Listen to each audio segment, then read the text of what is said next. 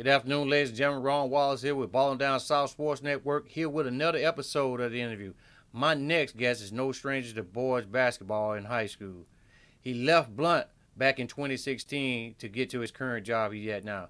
He took his team to two area championships, and he was just in the Final Four of the state championship.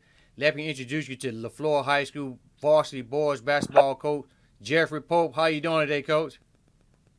Hey, how you doing today, Ron? Pretty good, man. Today it's raining outside a little bit out there, man. Right now, so it's a little gloomy out there. But I know you guys probably ready to get back on that hardwood. How's the family doing during the pandemic? Yeah, everybody's doing well. Just really enjoying some time at home, enjoying time with my family. That's really the main thing, to be honest. Well, man, I can tell you, you guys, you come from some good coaching areas. Talk a little bit about the people that don't know who Jeffrey Pope is. When you first got into coaching, I know you was over at Blunt first, becoming before coming over there to the floor. Yeah.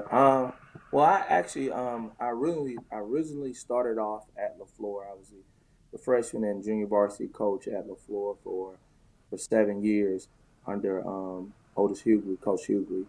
But my journey started in Selma, Alabama. I was originally from Marion Junction, Alabama, right outside of Selma. I I actually went to school at Keith High School, graduated there, played at Wallace for 2 years, and upon leaving Wallace, well, actually I redshirted a year, played for 2 years. After leaving Wallace, I went to Tuskegee, and I was going to walk on. I had a walk on spot at Tuskegee, but I decided not to, and actually chose to go the academic route. And finished up school and just kind of went on staff part time with this church, and so just spent most of my time, doing my schoolwork and doing some outreach on campus. So How was it? Go go ahead, go ahead. ahead, go ahead. I'm sorry. I'm sorry. Go ahead. I was about to say after graduating Tuskegee, had an opportunity to go to Africa for about 2.5 months, almost 3 months, doing a missions trip there. And I took a job in Tuskegee. I went back home in Selma after that year to honor my parents because, they did so much for me and made a huge sacrifice. And I was in Selma for a year. I was there.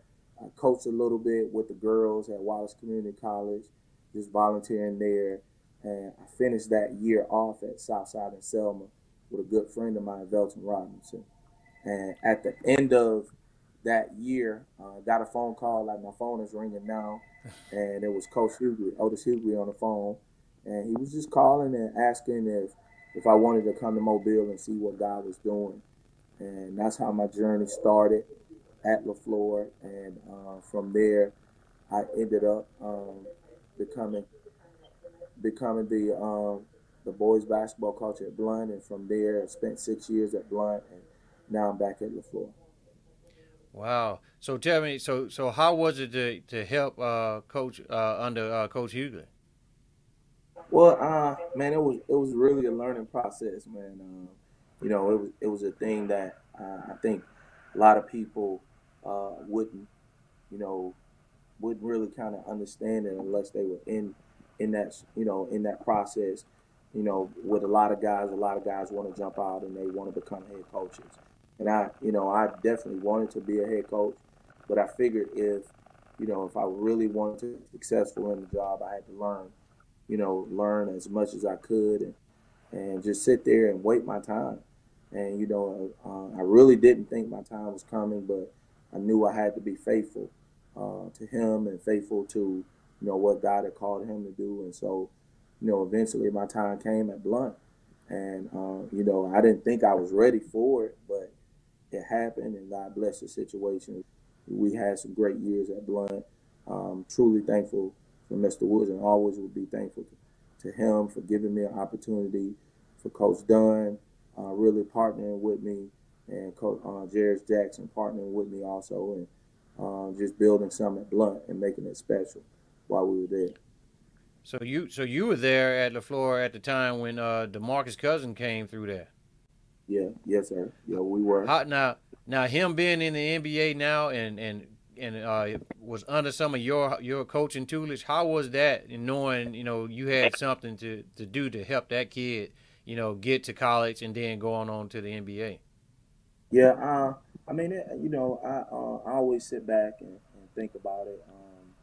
One of the biggest things I can say, just at being an assistant coach, you're always an extension of the head coach.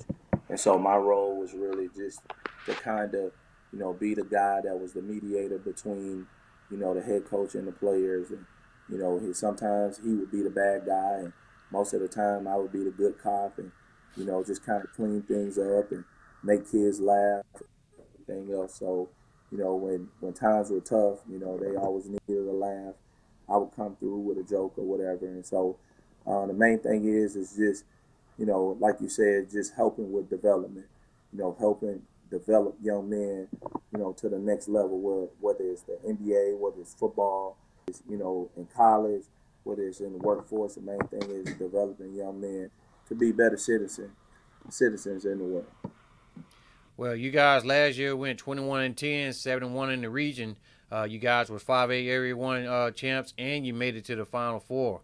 Now, I know at the very beginning you had some two key injuries. You had Tyler Lang and Whitehorn got hurt, so you had some players that had to step their game up in their stead. And looking at your roster and seeing those two guys get hurt, at the beginning of the season, you like, man, how in the world is LeFlore gonna do that? So talk a little bit about what went into talking to the guys that you still had on your roster and what you had to work with, because I know it was tough because I saw some of those games. Yeah, yeah. I tell you what, man, it was. I was actually listening to a song yesterday, and it just talked about how you had an opportunity to see heaven and earth meet. And the whole time, Pastor Dixon would come in and he would talk about, greatness where it was inside of all of us, from the coaches to the kids. But, they had to believe it. And it was funny that you're showing this game because the first game to St. Paul that we lost was a game where I think the kids realized, it was greatness inside of us. The loss actually changed our season. And, for a lot of people had given up on us, had, gave up on us. And we had an opportunity, what I'm saying, to to be full, to be teachable, to be moldable. And, and people had a chance to really see who God was. We're not going to take any credit for what happened, man. We just had a group of guys that were hungry, truly hungry to do something different. And, we surprised a lot of naysayers. Like I said, a lot of people have given up on us and put the dirt on us and put us in the grave. But, man, we rose and we did a great job. And I'm truly thankful, just for the opportunity to be used, last year. And hopefully, with this year, with the pandemic, giving kids the opportunity to do different things. And, hopefully the main thing is just focusing on your family, focusing on your health. And if it's God's will for us to have a season, we're going to do the best we can. And that's it. That's all we can do. And this particular game, I was there at this game. This game went into Yeah. like four overtimes. Your guys never gave up. They continued to fight.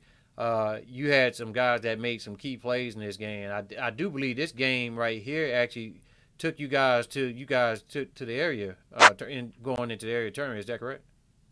Yeah, yeah, it did. It did. I think it was probably, I don't know if it was the longest game in history, but it felt like it.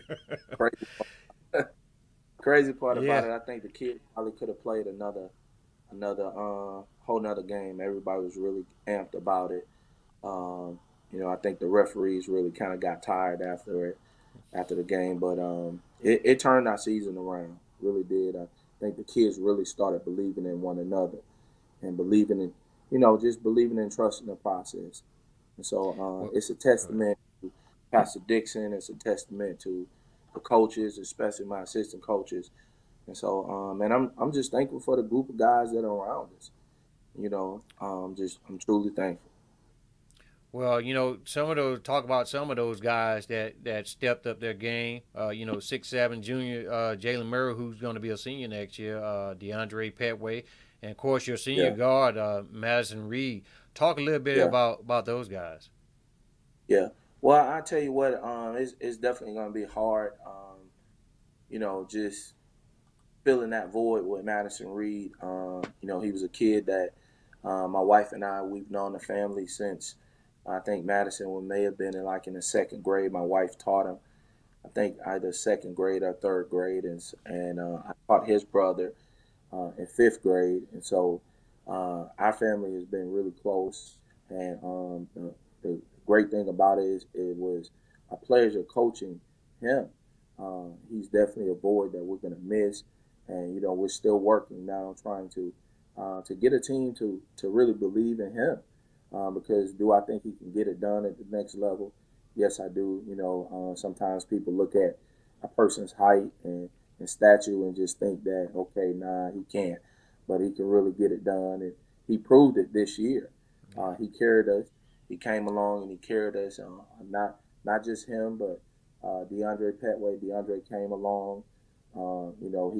He trusted the process. Um, his his sophomore year, he only played half the season, and he Oh, decided he didn't want to play anymore. And then this past year, a junior, he was able to help propel us into the Final Four, along with Jalen Murray. Jalen and Jalen and Madison were the only two guys. Well, Jalen Madison and Jeremy were the three guys that actually played a little last year from last year's team, and we had a little experience. But man, I'm truly excited about those guys coming back.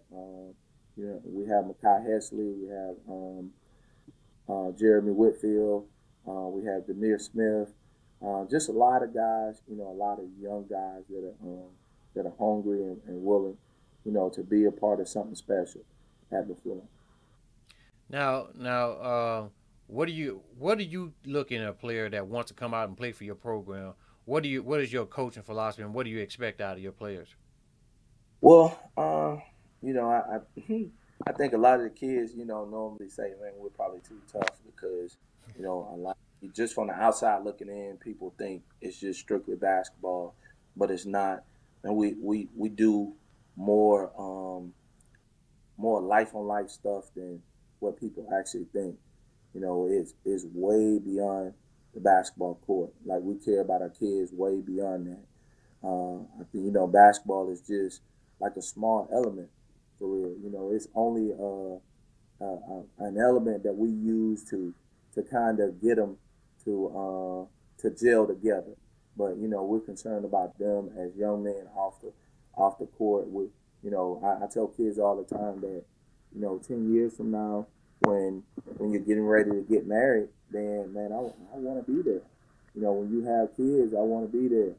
I want to be able to tell stories to your kids like, yo, man, I remember your dad, he was a hard head in school or whatever the case may be, but it's a family.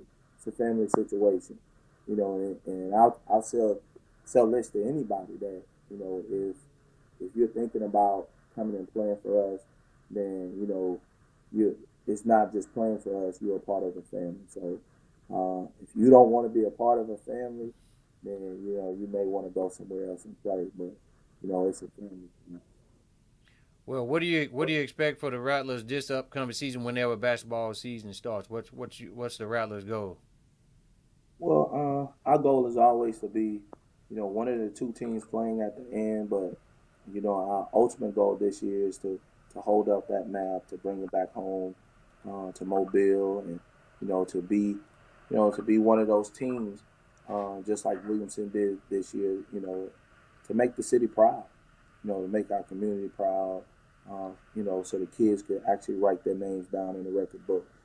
That they did something special at the school. Well, ladies and gentlemen, you guys heard it right here on the Ball and Down South Sports Network. Coach Jeffery Pope, head basketball coach at LeFlore High School. Thank you for coming on the network, Coach. Thank you.